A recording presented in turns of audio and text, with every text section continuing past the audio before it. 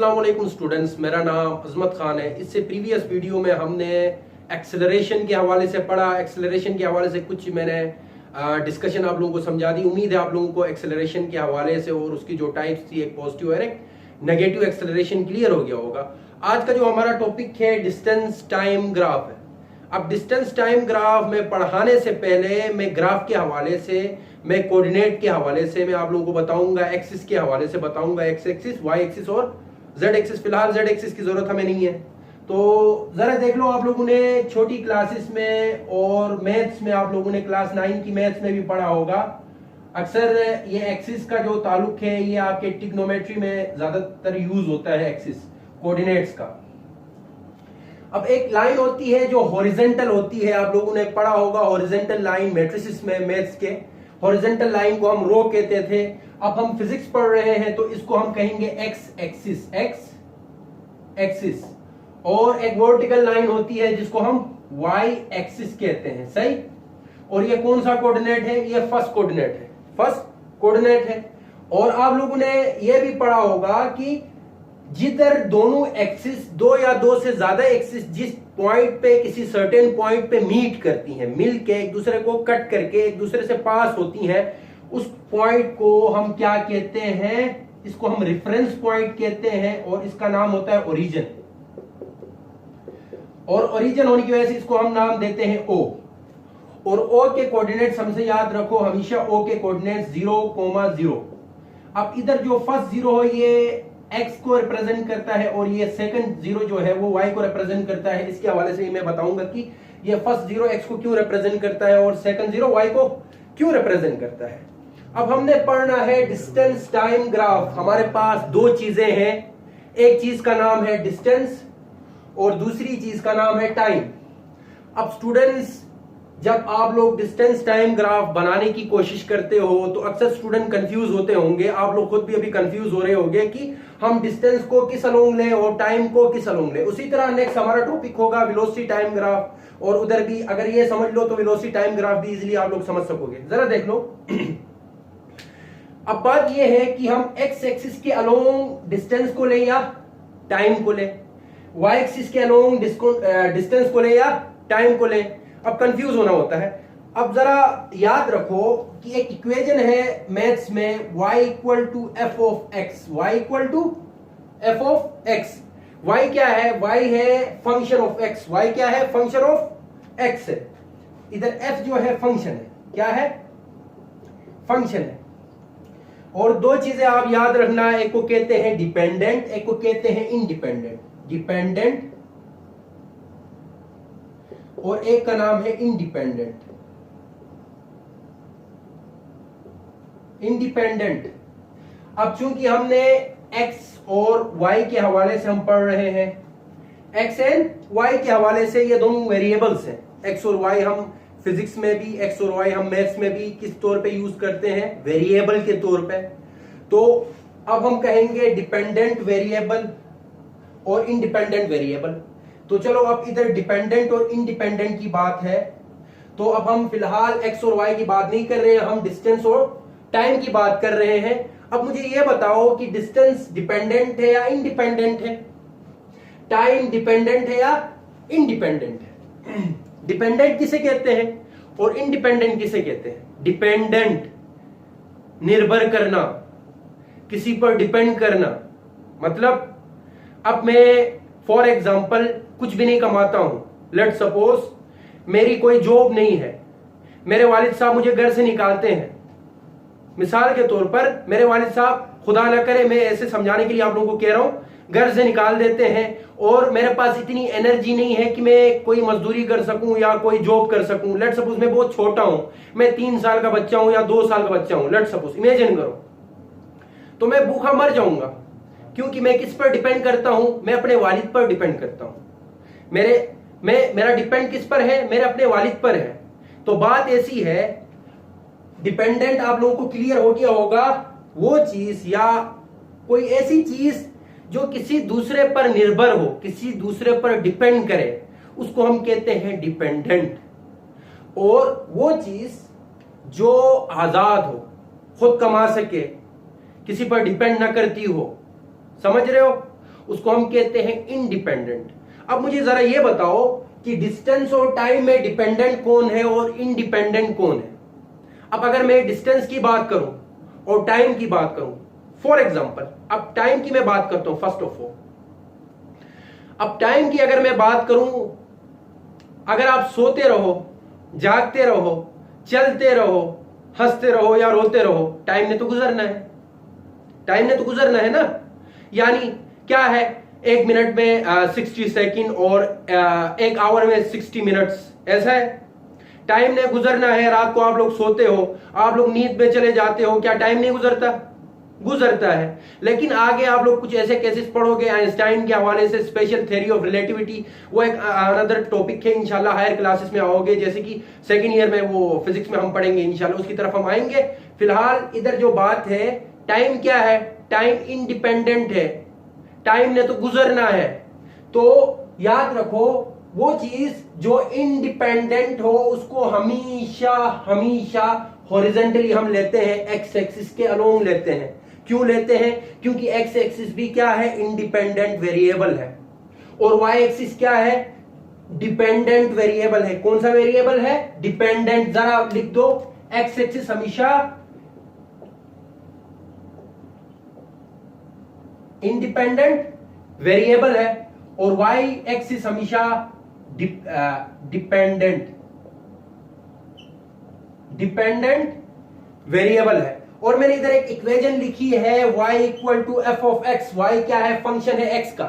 इधर जो x है, x की कोई भी वैल्यू हो सकती है, x की कोई भी वैल्यू हो सकती है। जरा देख लो, मैं ये समझाने के लिए आप लोगों का कॉन्सेप्ट जो है मुकम्मल तौर पर क्लियर करवा दूं इस टॉपिक के हवाले से।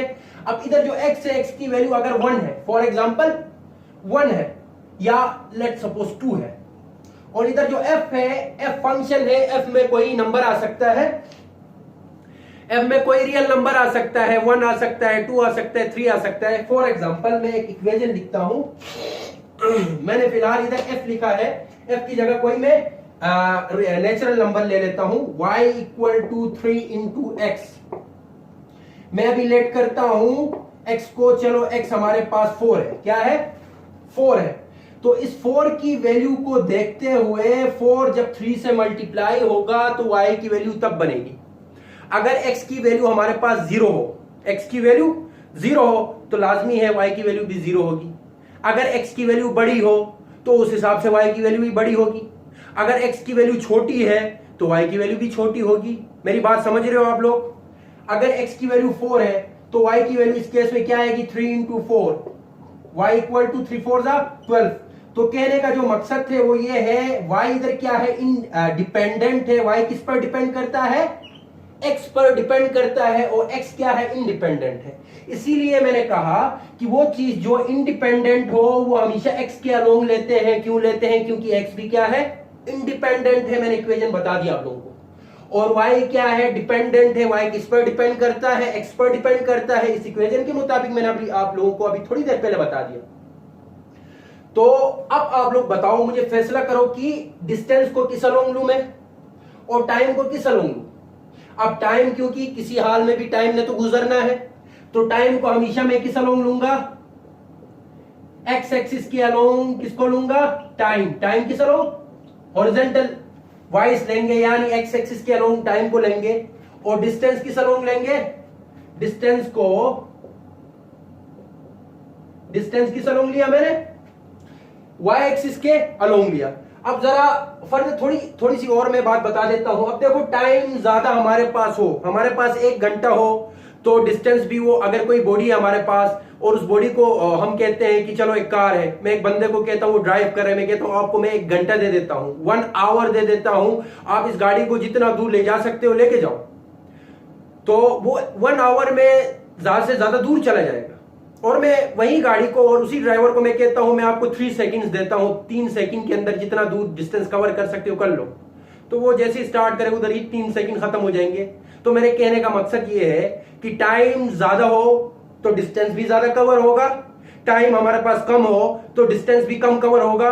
तो कहने का क्या मकसद है?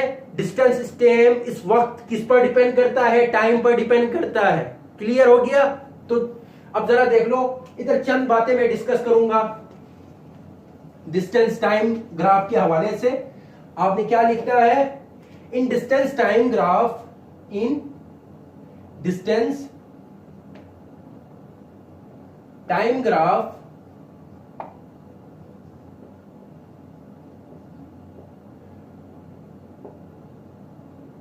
we take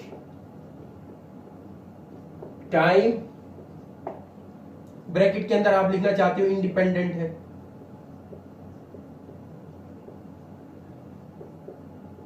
अलोंग, किस अलोंग लेंगे, x axis, while distance along y axis. Clear हो गया। इन डिस्टेंस टाइम ग्राफ, हम डिस्टेंस टाइम ग्राफ में हम टाइम को जो इंडिपेंडेंट है उसको अलोंग एक्स एक्सिस लेते हैं, वाइल डिस्टेंस को हम अलोंग वाई एक्सिस लेते हैं। क्यों लेते हैं, मैंने पूरी थ्योरी, पूरा कॉन्सेप्ट आप लोगों को बता दिया। एंड द पॉइंट, चलो, with reference point known as origin, with reference point known as origin। और इस ग्राफ में जो एक्सिस है इनका रेफरेंस पॉइंट हम कौन सा लेते हैं, रेफरेंस पॉइंट हम ओरिजिन लेते हैं। With reference point, with reference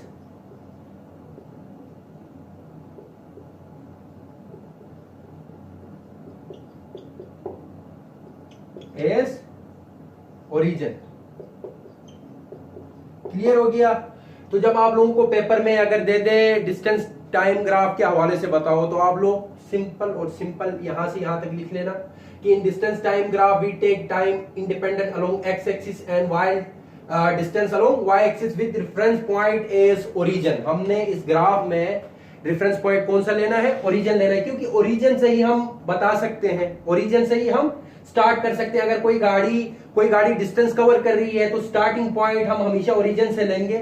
लेकिन अगर बॉडी रेस्ट में नहीं है तो फिर उस हिसाब से मैं बात करूंगा, क्योंकि अब आगे फिर हमने स्पीड और क्योंकि डिस्टेंस और टाइम के हवाले से हमने बात करनी है तो कुछ टर्म्स आएंगी तो वो भी डिस्कस करेंगे। उम्मीद है आप लोगों को डिस्टेंस टाइम ग्राफ क्लियर हो गया होगा। तो अभी हमारा जो नेक्स्ट टॉपिक है उसकी तरफ चलते हैं।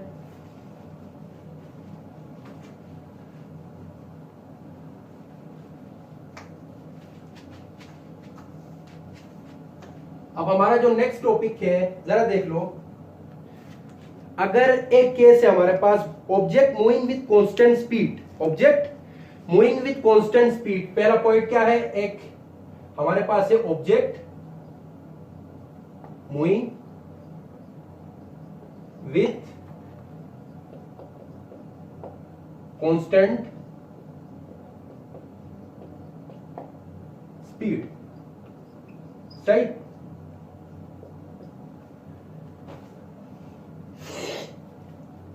अगर पेपर में आप लोगों के पास आ जाए, अगर कोई ग्राफ दे दे या आप लोगों से कहें, या ग्राफ दे सकते हैं, या आप लोगों से ऐसी बात कह सकते हैं कि ड्रा ग्राफ, एक ग्राफ ड्रा करो अगर जिसमें बॉडी जो है वो कांस्टेंट स्पीड के साथ मूव कर रही है। अगर कोई बॉडी कांस्टेंट स्पीड के साथ मूव करे उसका ग्राफ कैसा होगा, उसका ग्राफ कैसा होगा।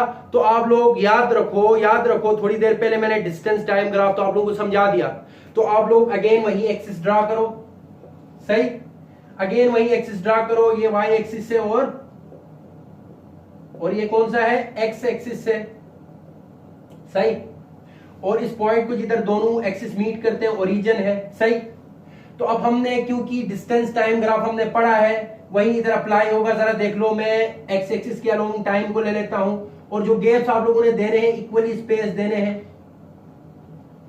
चलो, ये 1 है, ये 2 है, ये 3 है, ये 4 है, ये 5 और ये 6 और ये 6। और उसी तरह हमने ये टाइम हो गया, टाइम एक्स एक्सिस के अलोंग ले लिया। और इसी तरह हमारे पास ये डिस्टेंस है, डिस्टेंस किस अलोंग लिया, वाई एक्सिस के अलोंग। और डिस्टेंस को भी चलो उसी हिसाब से 4 5 6 7 8। तो 1 second, 2 second, 3 second, 1 second, 2 second, 3 second, 4 second, 5 second, 6 second, क्योंकि हमने सेकेंड के हिसाब से, क्योंकि टाइम की यूनिट क्या है, सेकेंड है। और उसी तरह अब हमने क्या करना है, ये डिस्टेंस है, तो चलो इसको कहो 10 metre, 10 metre, 20 metre, 30 metre, 40 metre, 50 metre, 60, 70 metre और सो ऑन। ये कंटिन्यू है। फिलहाल थोड़ा सा छोटा सा मैं क्वेश्चन ले रहा हूं। अब हमारे पास फर्स्ट केस क्या है, object moving with constant speed. अगर ऑब्जेक्ट कांस्टेंट स्पीड के साथ मूव कर रहा है तो उसकी ग्राफ कैसी होगी। अब कांस्टेंट स्पीड के हवाले से मैंने प्रीवियस लेक्चर में आप लोगों को बताया है। अगर जिस व्यूअर ने, जो आज का जो न्यू व्यूअर है, अगर जिसने नहीं सुना है, जिसने इसका कॉन्सेप्ट क्लियर करना है, तो प्रीवियस मेरा वीडियो देख ले, ताकि उसको पता चले कि कांस्टेंट स्पीड किसे कहते हैं। और कांस्टेंट स्पीड का दूसरा नाम भी मैंने बताया था, क्या नाम था, कंफ्यूज नहीं हो जाना कि सर पेपर में कांस्टेंट स्पीड नहीं आया था, उधर एक नाम अलग सा आया था जिसको हम यूनिफॉर्म स्पीड भी कहते हैं। यूनिफॉर्म स्पीड, सही। कांस्टेंट स्पीड का दूसरा नाम यूनिफॉर्म स्पीड भी है।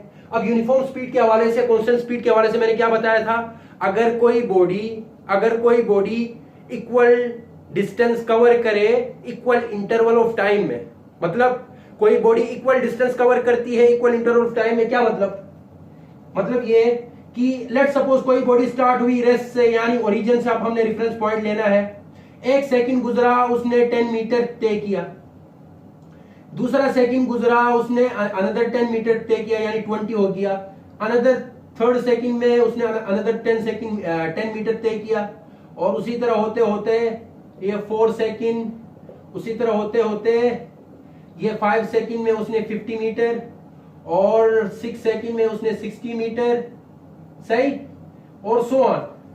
तो जिस पॉइंट पे ये मीट कर रहे हैं, चलो इस पॉइंट पे, इस पॉइंट पे, इस पॉइंट पे, ये पॉइंट और ये पॉइंट, सही। तो मुख्तलिफ पॉइंट्स आ गए।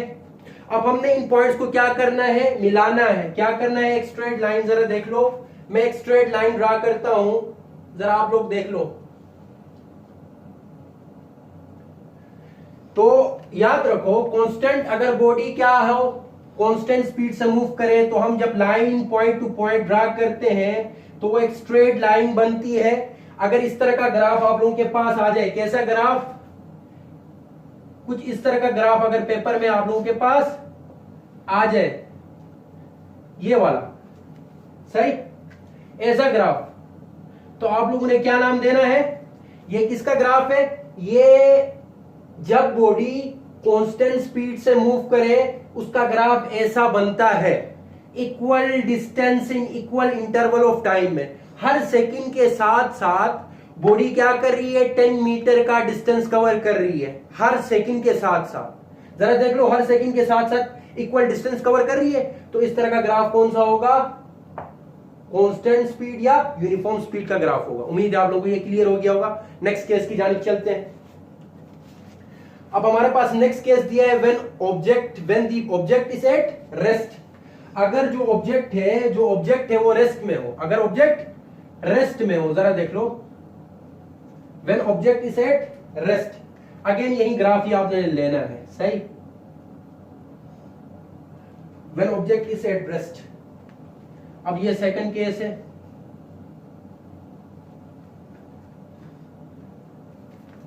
दूसरा, when object is at rest, सही। अगर ऑब्जेक्ट रेस्ट में हो तो उसका ग्राफ कैसा बनेगा। अब ये मान लो कि हमने रेस्ट वाला ऑब्जेक्ट जो है वो डायरेक्ट ओरिजिन से नहीं ले लो, अगर ओरिजिन से लेते हो तो वो एक्स एक्सिस के अलोंग ही बनेगा। क्या बनेगा, एक्स एक्सिस के अलोंग ही स्ट्रेट लाइन बन जाएगी। क्यों बनेगी, वो इसलिए बनेगी, अब गाड़ी रुकी हुई है, अगर मैंने गाड़ी स्टार्ट ही नहीं की है, लेट सपोज मैं बाजार जा रहा हूं, फॉर एग्जांपल मैं बाजार जा रहा हूं, मैं निकला अपने रूम से और मैं चला गया, अपनी गाड़ी स्टार्ट नहीं की है, मैंने चाबी लगाई, मैं रुक गया, स्टार्ट नहीं करूं, जब तक मैं उसको मूव नहीं कराऊं गाड़ी स्टार्ट होगी, कुछ डिस्टेंस कवर करेगी, नहीं करेगी। अब मुझे ये बताओ, मैं रुका हुआ हूं, मैंने डिस्टेंस कवर नहीं किया गाड़ी से, टाइम तो गुजर रहा है ना, टाइम तो गुजर रहा है। अब इधर देखो, इस केस में देखो टाइम क्या हो रहा है, 1 second, 2 second, 3 second, 4 second, 5 second, 6 second, यानी टाइम गुजर रहा है, लेकिन मैं क्या हूं, मैं डिस्टेंस ही कवर नहीं कर रहा हूं, मैं गाड़ी को स्टार्ट ही नहीं करवा रहा हूं। तो अगर मैं गाड़ी को स्टार्ट ही नहीं कराऊं तो याद रखो कि ये ऊपर थोड़ी सी बुलंदी जब तक ना आए तब तक ये कोई डिस्टेंस कवर नहीं कर रही है। अगर डिस्टेंस 0 है तो हमेशा ग्राफ एक्स एक्सिस के अलोंग हॉरिजॉन्टल लाइन बनेगी, सही। तो अब आप लोगों की बुक्स में इस तरह दिया है, एक केस तो ये है कि इसके ऊपर ही अगर बॉडी रेस्ट में है इसके ऊपर ही ग्राफ बनेगा, या फॉर एग्जांपल मैंने कुछ फासला तय किया था, मैंने चलो 30 मीटर का फासला तय किया था और 30 मीटर में पहुंचने के बाद मैंने रोक ली गाड़ी, मैंने गाड़ी क्या की, रोक ली। अब गाड़ी मेरी रुक गई है, तब भी तो टाइम गुजर रहा है, मैंने गाड़ी को स्टॉप किया ना, 30 मीटर मैंने रास्ता तय किया है, उसके बाद मैंने गाड़ी को रोक लिया।